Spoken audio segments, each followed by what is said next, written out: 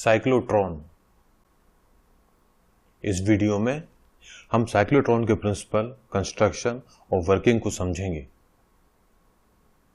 Cyclotron cyclic particle accelerator है।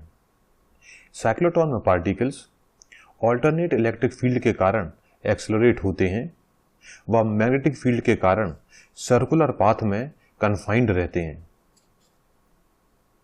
Particles को circle that is डीज के सेंटर में इंजेक्ट किया जाता है व प्रत्येक टर्न पर उनकी वेलोसिटी व एक्सेलरेशन बढ़ती है। साथ ही सर्कुलर पाथ का रेडियस भी प्रत्येक टर्न के साथ बढ़ता है। यह पाथ एक स्पाइरल के फॉर्म में होता है। लीनियर एक्सेलरेटर में पार्टिकल को एक्सेलरेट करने के लिए उसकी लेंथ बहुत ज्यादा होनी चाहिए। इसी कारण से पार्टिकल को स्पाइरल के फॉर्म में बेंड किया गया है। इसी बेसिस का यूज कर लॉरेंस ने कैलिफोर्निया में 1930 में साइक्लोट्रॉन बनाया। अब हम साइक्लोट्रॉन के कंस्ट्रक्शन को समझते हैं। इसमें पहला है अ सेट ऑफ डीज। एक हॉलो सिलेंडर को दो हिस्सों में डिवाइड किया गया। ये हिस्से हैं D1 व D2, जैसा कि आप स्क्रीन पर देख रहे हैं। प्रत्येक सेक्शन को D कहा जाता है। दूसरा है अ हाई फ्रीक्वेंसी ऑसिलेटर। एक हाई फ्रीक्वेंसी ऑसिलेटर को दोनों D से कनेक्ट किया जाता है। इस ऑसिलेटर के कारण दोनों Ds में चार्ज मिलियन पर सेकंड के रेट से बदलता रहता है। यानी दोनों Ds में जो चार्ज है वो मिलियन पर सेकंड के रेट से चेंज होता है। पहले D1 पॉजिटिव होता है, D2 नेगेटिव होता है, फिर D2 पॉजिटिव हो जाता है और D1 नेगेटिव हो जाता है। इस प्रकार चार्ज दोनों Ds में बदलता रहता है। यह चेंज एक सेकंड में 10 लाख बार हो जाता है। इसके बाद है इलेक्ट्रोमैग्नेट। Ds के सरफेस पर परपेंडिकुलरली मैग्नेटिक फील्ड अप्लाई करने के लिए दो इलेक्ट्रोमैग्नेट्स यूज किए जाते हैं। इन इलेक्ट्रोमैग्नेट्स का यूज पार्टिकल्स को सर्कुलर पाथ में बेंड करने के लिए किया जाता है। Ion source. दोनों Ds के बीच में आयन सोर्स रखा जाता है। इस सोर्स में वह पार्टिकल होता है जिसे एक्सेलरेट किया जाना हो। डिफ्लेक्टर। एक्सेलरेटेड आयन को मशीन से बाहर निकालने के लिए डिफ्लेक्टर्स का यूज किया जाता है। Vacuum chamber. संपूर्ण यूनिट जैसे Ds, electromagnets, ion source, oscillator इत्यादि को वैक्यूम चैम्बर में एनक्लोज्ड किया जाता है। इस वैक्यूम चैम्बर में प्रेशर 10⁻⁻6 टॉर होता है। यदि इतना प्रेशर ना रखा जावे तो एक्सेलरेटिंग पार्टिकल एयर मॉलिक्यूल से कोलाइड होंगे व अपने पाथ से डिफ्लेक्ट हो जाएंगे। अब हम साइक्लोट्रॉन की वर्किंग को समझते हैं। पार्टिकल से आयंस जैसे कि प्रोटॉन्स, न्यूट्रॉन्स व अल्फा पार्टिकल्स साइक्लोट्रॉन से एक्सेलरेट होते हैं। ये सोर्स S से प्रोड्यूस होते हैं। आयन जिसे D में नेगेटिव पोटेंशियल फील करेगा उसे D में एंटर करेगा। पार्टिकल्स इलेक्ट्रिक फील्ड व मैग्नेटिक फील्ड को एक्सपीरियंस करते हैं। इलेक्ट्रिक फील्ड व मैग्नेटिक फील्ड का डायरेक्शन एक दूसरे के परपेंडिकुलर रहेगा। मैग्नेटिक फील्ड के कारण पार्टिकल D में बेंड करेगा व सर्कुलर पाथ को स्पाइरल के रूप में फॉलो करेगा। जब पार्टिकल पहले D से बाहर निकलेगा तब तक Ds में इलेक्ट्रिक फील्ड की डायरेक्शन चेंज हो जाएगी। अब पार्टिकल दूसरे D में नेगेटिव पोटेंशियल फील करेगा वह उसके फर्दर एक्सेलरेट होगा और उसमें एंटर करेगा। वह इस D के अंदर भी सेमी सर्किल में चलेगा, परंतु अब उसका रेडियस बढ़ जाएगा। मैग्नेटिक फील्ड के कारण पार्टिकल सर्कुलर पाथ में चलता है व इलेक्ट्रिक फील्ड के कारण पार्टिकल एक्सेलरेट होता है। इसी प्रकार पार्टिकल स्पाइरल पाथ में चलता रहता है वह प्रत्येक डी से बाहर निकलने के बाद उसकी काइनेटिक एनर्जी या वेलोसिटी बढ़ जाती है, वह लार्जर रेडियस में चलने लगता है। पार्टिकल के पाथ का रेडियस तब तक बढ़ता रहता है जब तक उसका रेडियस डी के रेडियस के बराबर ना हो जाए। इसके बाद डिफ्लेक्शन की मदद से, यानी कि डिफ्लेक्टर की मदद से पार्टिकल डिफ्लेक्ट हो जाता है और साइक्लोट्रॉन से बाहर निकल आता है। Orbit radius inside the D. D के अंदर पार्टिकल के पाथ का रेडियस निकालते हैं। माना कि पार्टिकल का मास m, वेलोसिटी v व चार्ज q है। यह particle transverse magnetic field B को एक्सपीरियंस करता है। पार्टिकल फोर्स F को एक्सपीरियंस करेगा, पर फोर्स F वेलोसिटी व मैग्नेटिक फील्ड B के परपेंडिकुलर होगा। इस फोर्स का फॉर्मूला होगा F = QVB। अब न्यूटन्स लॉ से हमें पता है QVB = mv²/r। mv²/r इसलिए आया है क्योंकि पार्टिकल सर्कुलर पाथ में है, तो दोनों फोर्स बराबर होंगे, तो QVB = mv²/r। इसी को सॉल्व किया तो मिला R = mv/qb, जहां R पार्टिकल के पाथ का रेडियस है। इस फॉर्मूले से क्लियर है कि जैसे जैसे पार्टिकल की वेलोसिटी बढ़ेगी उसके पाथ का रेडियस भी बढ़ेगा।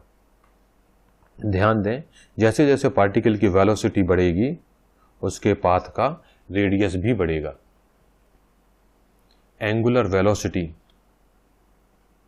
हमें पता है कि एंगुलर वेलोसिटी ओमेगा का फॉर्मूला होता है ओमेगा = v/r। अतः इक्वेशन R = mv/qb। इस इक्वेशन में हम ओमेगा = v/r ये पुट करते हैं तो हमारी इक्वेशन हो रही है अब ओमेगा = v/r = qb/m। तो हमने निकाला ओमेगा = qb/m।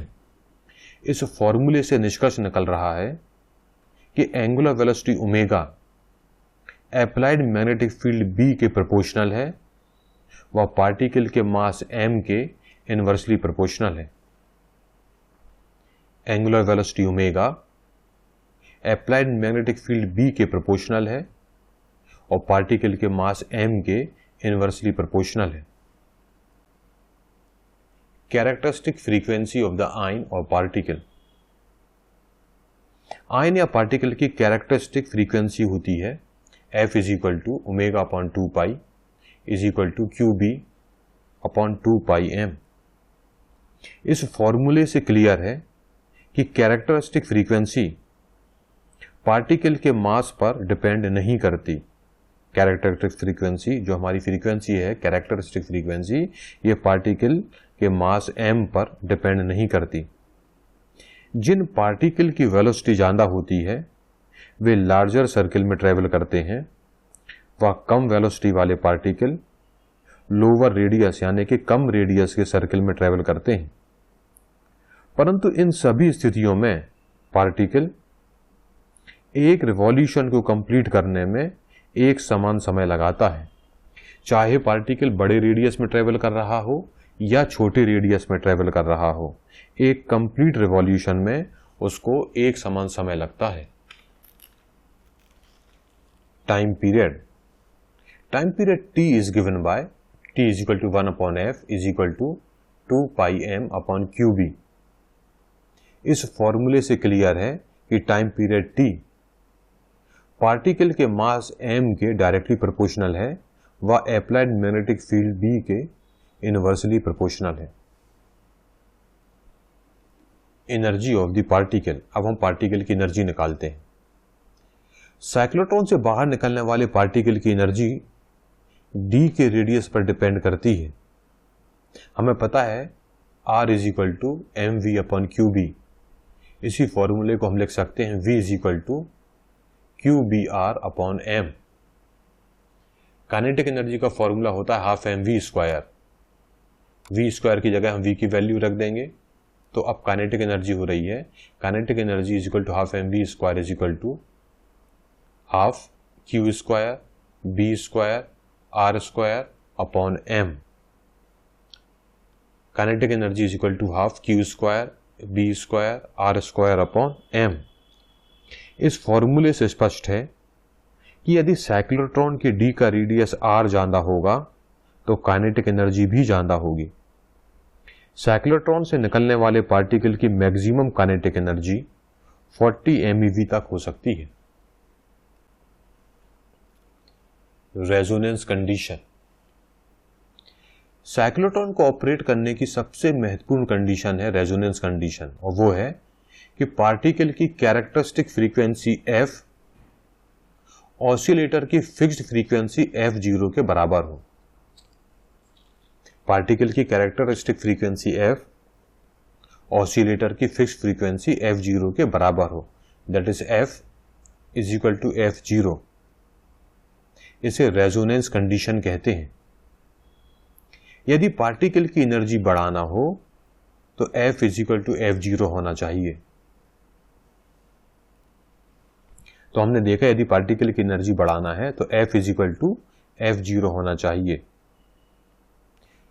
तो इसी इक्वेशन से हम लिख सकते हैं f is equal to f0 is equal to omega upon 2 pi is equal to QB upon 2 pi m। एक बार पार्टिकल निश्चित कर लिया है तो उसके लिए Q अपॉन m फिक्स्ड होगा। अब हम मैग्नेटिक फील्ड B को इस तरह से वेरी या ट्यून करेंगे कि ऊपर लिखी हुई equation f is equal to f0 is equal to QB upon 2 pi m satisfy हो जाए। अब हम साइक्लोट्रॉन की लिमिटेशंस देखते हैं। पहली है रिलेटिविस्टिक लिमिटेशन। पार्टिकल की बहुत ज्यादा वेलोसिटी के लिए उसका रिलेटिव मास बढ़ता है और इसका फॉर्मूला होता है m is equal to m0 upon under root 1 minus v square upon c square. इस कारण से resonance condition f is equal to f0 is equal to QB upon 2 pi m disturb होती है। दूसरी लिमिटेशन है limitation due to the size of the magnet.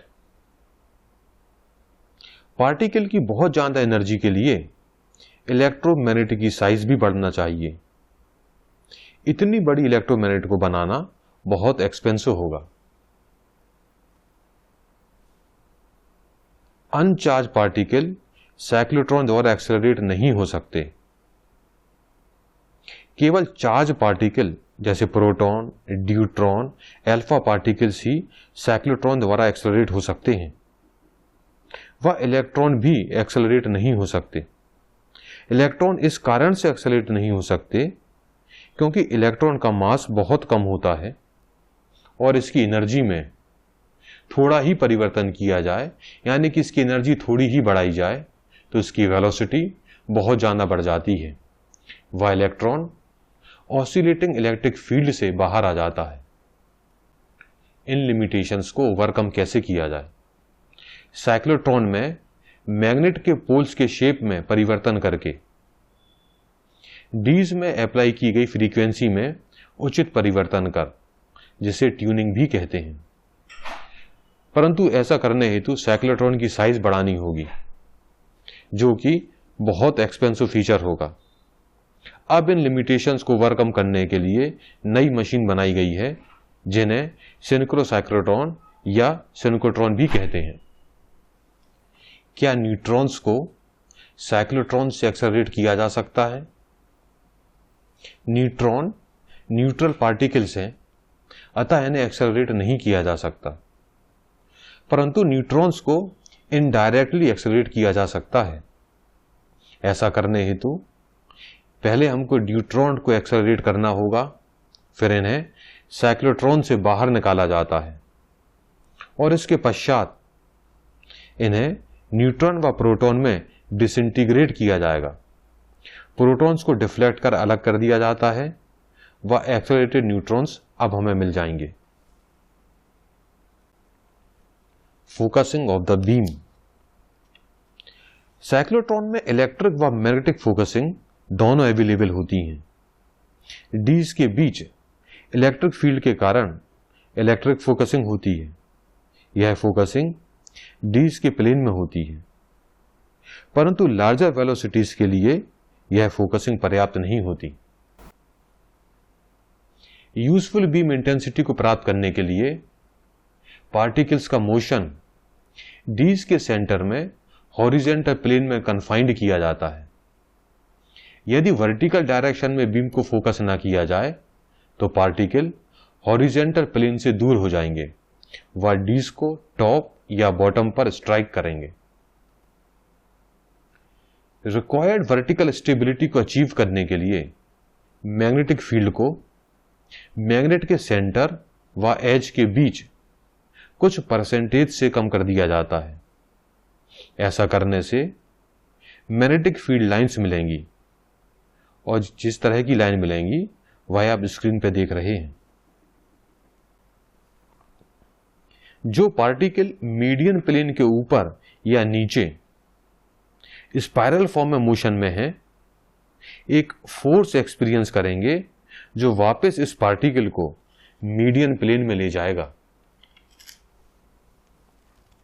अब हम cyclotron के एप्लीकेशंस देखते हैं। चार्ज पार्टिकल जैसे कि प्रोटॉन, न्यूट्रॉन, अल्फा पार्टिकल्स को एक्सेलरेट करने के लिए साइक्लोट्रॉन का यूज होता है। कैंसर की रेडिएशन थेरेपी में भी इसका यूज होता है। न्यूक्लियर ट्रांसम्यूटेशन में इसका यूज होता है। मास स्पेक्ट्रोमीटर के रूप में भी साइक्लोट्रॉन का यूज होता है।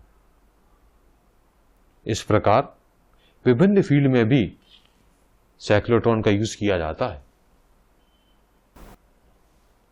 इस वीडियो में हमने साइक्लोट्रॉन को समझा। यदि आपके कोई डाउट है या क्लैरिफिकेशन है तो आप स्क्रीन पर दिख रहे मेल के थ्रू कांटेक्ट कर सकते हैं। फिजिक्स के दूसरे वीडियो देखने के लिए स्क्रीन पर दिख रही वेबसाइट पर विजिट करें। थैंक यू, धन्यवाद।